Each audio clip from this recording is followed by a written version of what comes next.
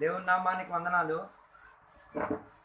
ఈరోజు పగటి వేళ దేవుని యొక్క సన్నిధిలో కలిసి వచ్చి దేవుని నామాన్ని ఘనపరచుటకు, దేవుని యొక్క కృపలో ముందుకు కొనసాగుటకు దేవుడు మనల్ని సహాయపరిచి నడిపించుచున్నందుకు దేవునికి వేలాది వందనాలు తెలియవస్తున్నాను.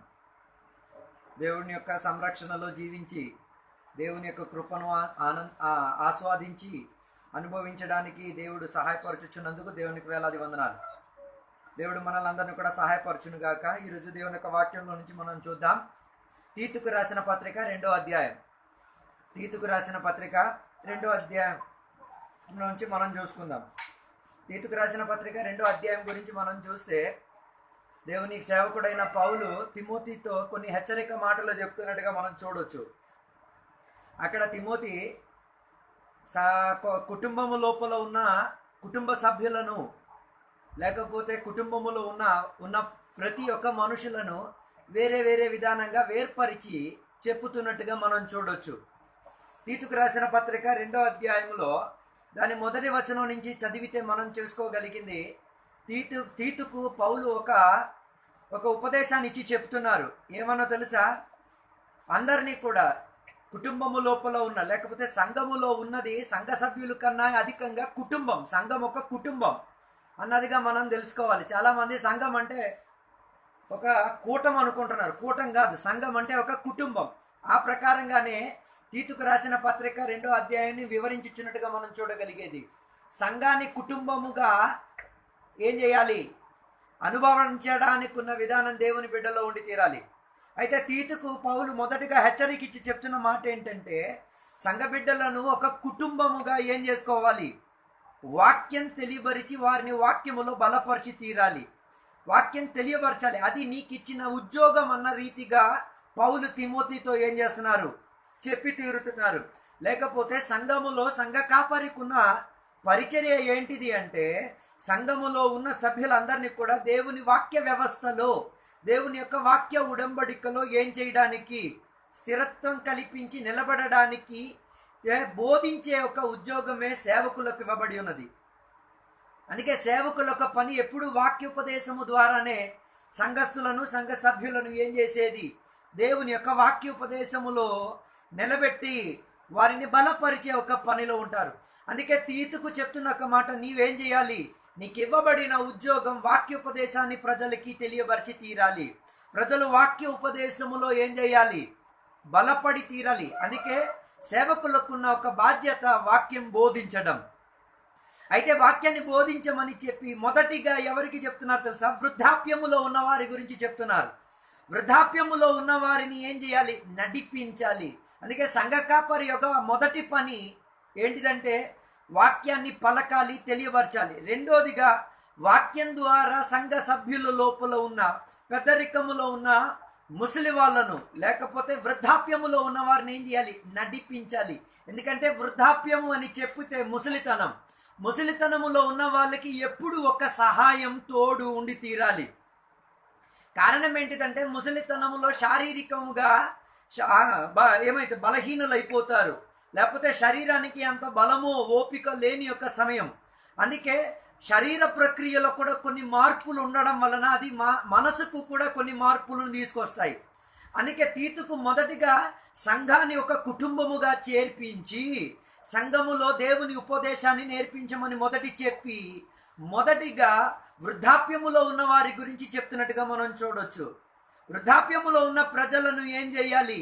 నడిపించాలి. ఎందుకంటే వారి శారీరక ప్రక్రియ వారిని ఏం చేయదు, వారికి సహాయం చేసి పెట్టదు. కాబట్టి వారికి ఏం చేయాలి? నడిపించేటట్టుగా ఎవరు? తీతు పని చేయాలి అని చెప్తున్నారు.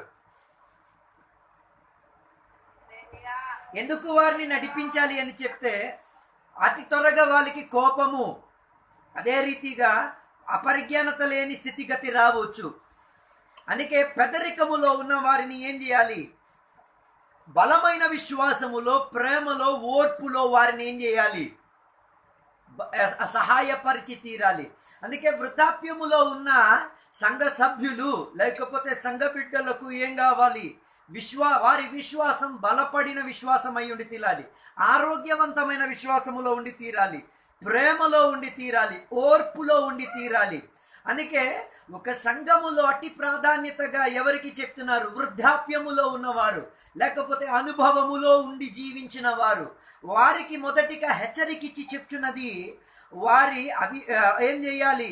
విశ్వాసములో బలపడిన వారిగా ఉండాలి, ప్రేమలో ఉండేవారిగా ఉండాలి, ఓర్పులో ఉండేవారిగా ఉండాలి. దాని కొరకు వృద్ధాప్యములో ఉన్న మొదటి తరగతిలో ఉన్న వారికి చెప్పిన తర్వాత రెండోది వృద్ధాప్యములో ఉన్న ఆడవాళ్ళ గురించి చెప్తున్నట్టుగా చూడగలుగుచున్నాం. మూలవాసంలో ఆరోగ్యము గల వారినై ఉండాలని.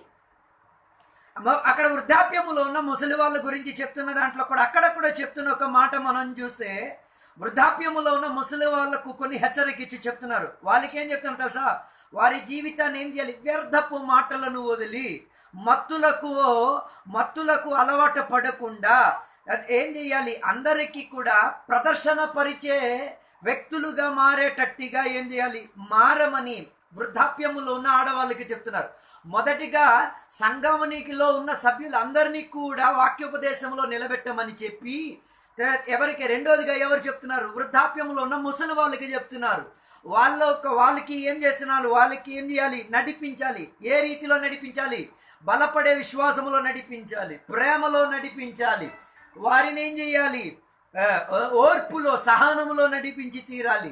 రెండోదిగా చూస్తే అక్కడ చెప్తున్న మాట, మూడోదిగా చెప్తే వృద్ధాప్యములో ఉన్న ఆడవాళ్ళ గురించి చెప్పబడుచున్నది. వృద్ధాప్యములో ఉన్న ఆడవాళ్ళను కూడా ఏం చేయాలి? నడిపించి తీరాలి. ఎందుకంటే వారికి కూడా ఏం కలగొచ్చు? వృద్ధాప్యములో ఉన్నారు కాబట్టి వారికి ఉన్న మెయిన్ పని అక్కడ ఇక్కడ ఏం చెప్పడం? ముచ్చటి మాటలు చెప్పుకు తిరగడం, అర్థం కాని రీతిగా జీవించిపోవడం. వారిని కూడా హెచ్చరిక పరుచుచున్నట్టుగా రెండోదిగా మనం చూడగలుగుతున్నాం. మూడోదిగా చూస్తే మనం చూడొచ్చు, ఎవరు? యవన ప్రాయములో ఉన్న ఆడవాళ్ళ గురించి చెప్తున్నారు. యవన ప్రాయములో ఉన్న ఆడవాళ్లకు నేర్పించుచున్న విషయం ఏంటిదంటే, వారి కుటుంబాన్ని, వారి పిల్లలను ఏం చేయాలి? నడిపించే విధానము గురించి తెలియపరచాలి. మొదటిగా వృద్ధులైన ముసలి వాళ్ళ గురించి చెప్పి, రెండోదిగా వృద్ధాప్యములో ఉన్న ఆడవాళ్ళ గురించి చెప్పి, మూడోదిగా యవన ప్రాయములో ఉన్న ఆడవాళ్ళ గురించి చెప్తున్నారు. ఏంటో తెలుసా? వారి కుటుంబాన్ని, వారి భర్తని, వారి పిల్లలని ఏం చేయాలి? దేవుని యొక్క ప్రేమలో నిలబెట్టి తీరాలి. వారి ప్రేమతో వారి కుటుంబాన్ని చేర్చుకు తీరాలి. ఐదోదిగా మనం చూడొచ్చు, ఐదోదిగా చెప్తున్న మాట మనం చూడాలి. దాని 7వ వచనం నుంచి కిందకి చదివితే చూడొచ్చు.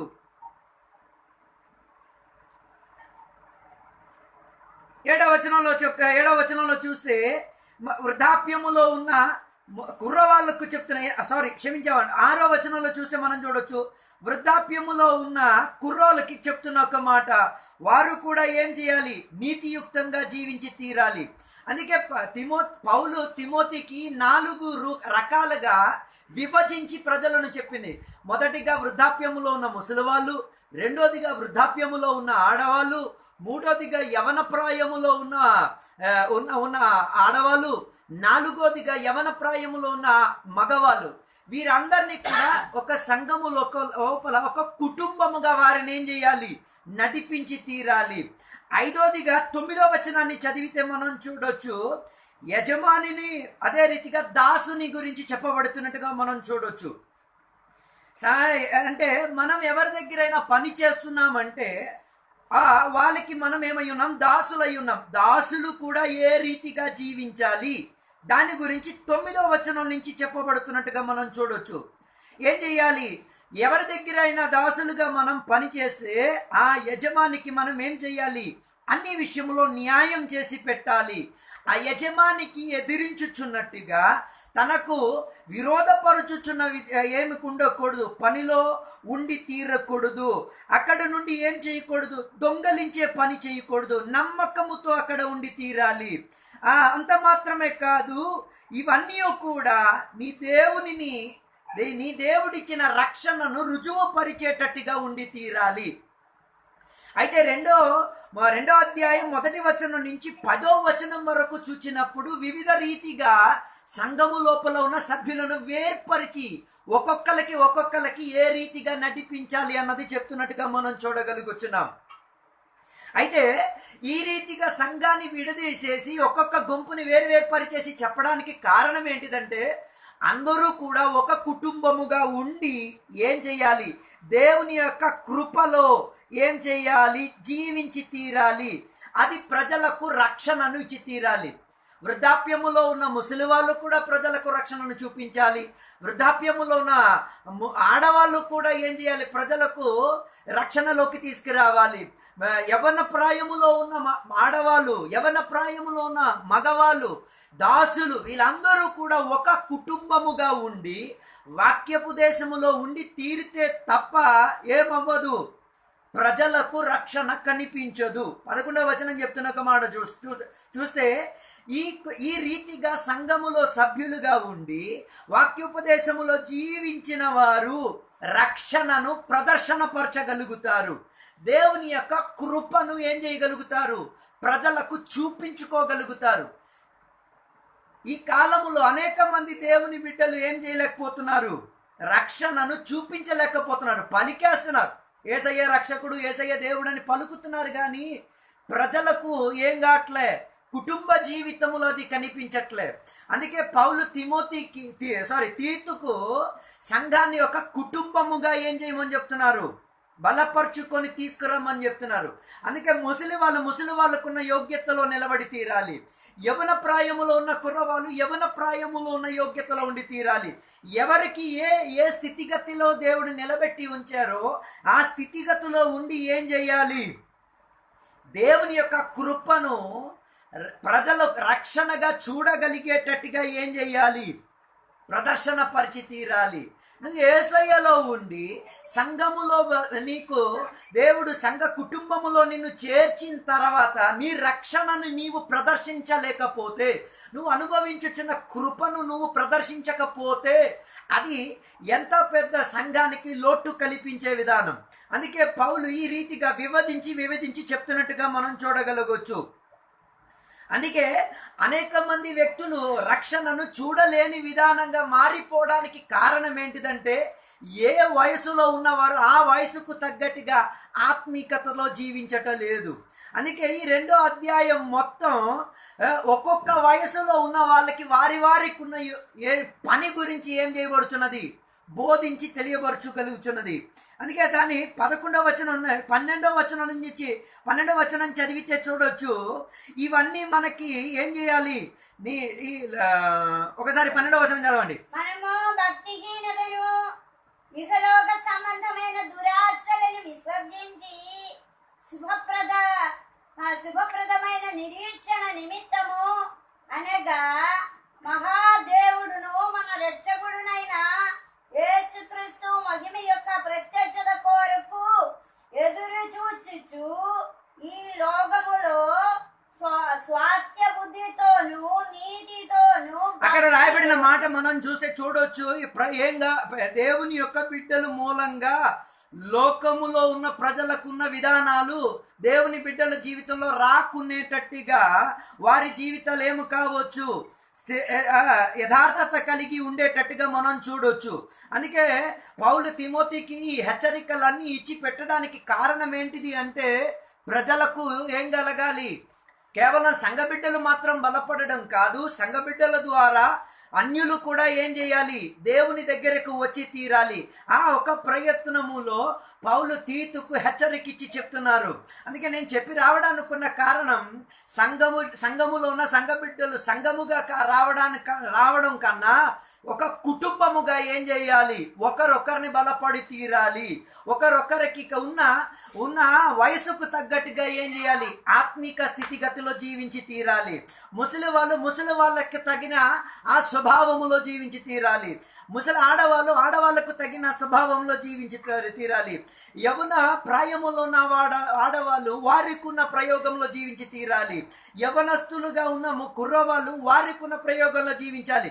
ఇక దాసులుగా పనిచేసిన వారు వారికి ఉన్న ప్రయోగంలో ఏం చేయాలి, జీవించి తీరాలి. ఇవన్నీ దేనికి, రక్షణను ప్రదర్శనపరచడానికి, ప్రజలకు దేవుని యొక్క కృపను అందించడానికి. అందుకే తీతుకు ఇవన్నీ ఇచ్చి చెప్తున్నమాట, అందరికీ కూడా ఏం చేయాలి? వాక్య ఉపదేశములో బలపరచాలి. ఏ వయసులో ఉన్న వ్యక్తి అయినా, ఎలాంటి పని చేస్తున్న వ్యక్తి అయినా వాళ్ళకి ఏం కావాలి? దేవుని యొక్క వాక్యం అట్టి అవసరంగా కావాల్సి ఉన్నది. ఆ వాక్యములు వారి బలపడి ఉండడానికి పౌలు తీతుకి హెచ్చరికిచ్చి చెప్తున్నారు. అందుకే రాబోయే కాలములో దేవుని యొక్క బిడ్డలు ఏం చేయాలి? దేవుని యొక్క వాక్యోపదేశములో జీవించి అనేకులను రక్షణలోకి నడిపించేటట్టుగా ఉండడానికి దేవుడు సహాయపరచునుగా. ఈ వాక్యాల ద్వారా దేవుడు దీవించునుగాక. ఆమేన్.